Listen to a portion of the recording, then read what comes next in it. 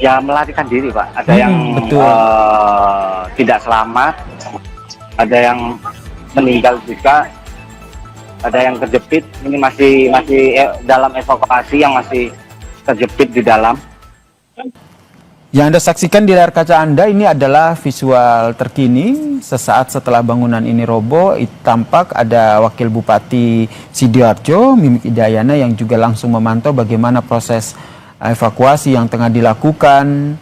Tadi sempat disampaikan ataupun sempat menyampaikan kepada jurnalis Kompas TV Jack Robi bahwa akan ada alat bantu yang segera didatangkan untuk membantu proses evakuasi ini, saudara. Kita cari tahu lebih dalam lagi terkait dengan kejadian ini. Kita tanyakan kepada salah satu santri dari pondok pesantren yang ambruk di Sidoarjo ini. Ada Mbak Sofa, ada Mas Sofa. Selamat petang. Assalamualaikum Mas Sofa. Waalaikumsalam. Mas Sofa, bisa diceritakan kronologi kejadian? Saat kejadian Anda sedang berada di mana dan bagaimana ceritanya? Saya lagi berada di belakang. Untuk kejadian itu lagi ada kegiatan sholat asar. Oke. Kemudian bangunan yang ambruk ini biasanya digunakan untuk kegiatan apa? Untuk kegiatan sholat, untuk kegiatan mengajar dan mengaji. Untuk kegiatan belajar, mengaji, dan juga sholat asar begitu ya. Kalau iya. berarti bangunan ini ambruk pada saat santri tengah melaksanakan sholat asar begitu? Sholat, iya benar. Biasanya kan sholat asar dilakukan secara berjamaah ya, berarti memang Berjamaah. Ratusan. Banyak santri di sana berarti ya? Banyak santri.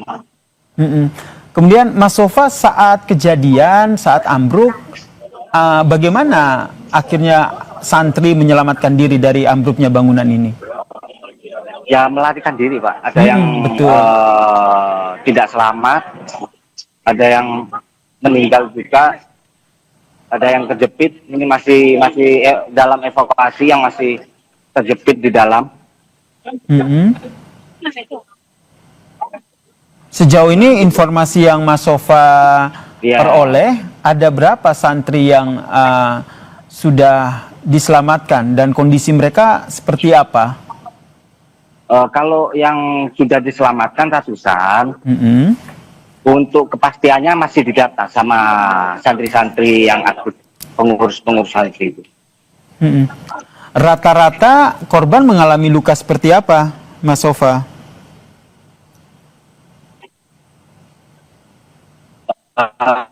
Luka-luka, badan terluka banyak. Ada yang patah juga, patah tulang.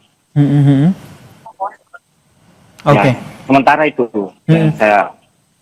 Mas Sofa, kemudian kalau kita lihat dari bangunan ini seperti bangunan baru begitu atau seperti apa? Bisa diceritakan? Untuk musolanya bangunan baru. Bangunan bangunan baru. Seperti 5 tahunan bangunan ini. Oke, ini ada berapa lantai bangunan yang digunakan untuk musola di pondok pesantren ini? Kalau nggak salah 3, kalau nggak 4. 3 lantai ya. Jadi itu ambruk semua Ya, begitu pastinya ya, Mas Sofa 3. ya? Iya. Mas Sofa sendiri belum ada informasi soal data persis berapa korban baik luka ringan ataupun korban lain terkait dengan ambruknya pondok pesantren ini, Mas Sofa? Belum tahu saya. Masih dalam pendataan. Untuk yang sakit-sakit, untuk yang terluka itu masih dalam pendataan sampai sekarang. Masih belum saya ketahui berapa ratus yang terluka. Termaksud jumlah santri yang diduga masih terjebak di reruntuhan ini ya, Mas Sofa ya? Benar. Oke. Kemudian dari bangunan yang diperuntukkan untuk musola ini memang sudah selesai dibangun atau baru setengah jadi kemudian sudah digunakan? Untuk bangunannya sudah selesai. Cuma saya kurang tahu pasti. Saya Soalnya apa itu lagi nggak di sini tadi kejadian. Untuk bangunan sudah jadi itu.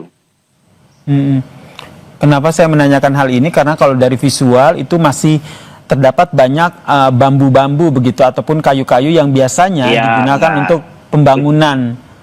Untuk pembangunan. Itu bambu yang ada di depan musola itu. Oke. Yang selesai dibangun.